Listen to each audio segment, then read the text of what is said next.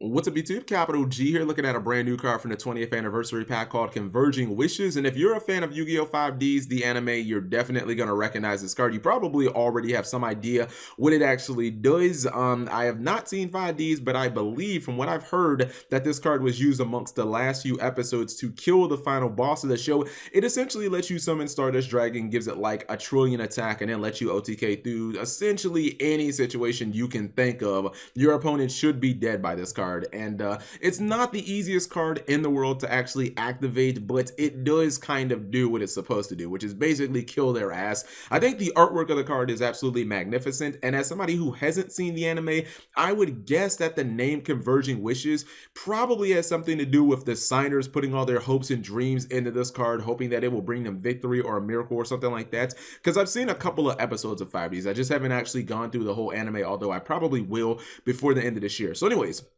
if there are 5 or more dragon synchro monsters with different names in your graveyard, special summon one Stardust Dragon from your extra deck, but banish it during the end phase. And if you summon it this way, equip it with this card, this special summon is treated as a synchro summon. Okay, that's why I think that this is definitely like, maybe it was the 5 signers against like some other duelist or some other like evil creation or something like that, because it has to be 5 different dragons, and it has to be dragons with different names. Obviously 5 dragons from 5Ds, 5 legendary dragons, although maybe Stardust wasn't one of them, because it wouldn't make sense in the anime for Stardust to be in the graveyard and then to summon a Stardust. That would just kind of be weird. But anyways, effect number 2, the equipped monster gains the attack equal to the total attack of all the dragon type synchro monsters in your graveyard. And this is why I think that the card can basically just end the game, because like you get the total attack of all the synchro dragon monsters in the grave. That is pretty damn incredible. That means like I can think of situations where you could actually have this guy, I mean, up to like 15,000 if you just have like 5. That's pretty damn strong.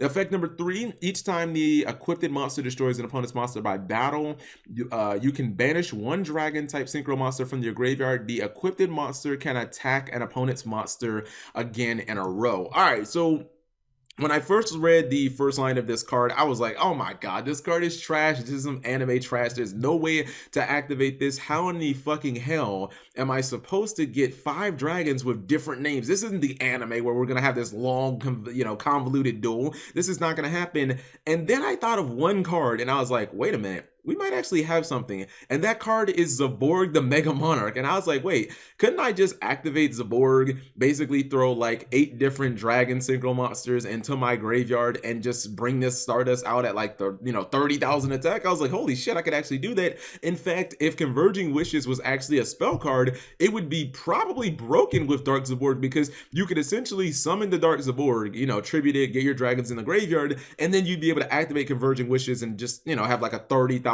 attack Stardust, and your opponent would have no chance of surviving that.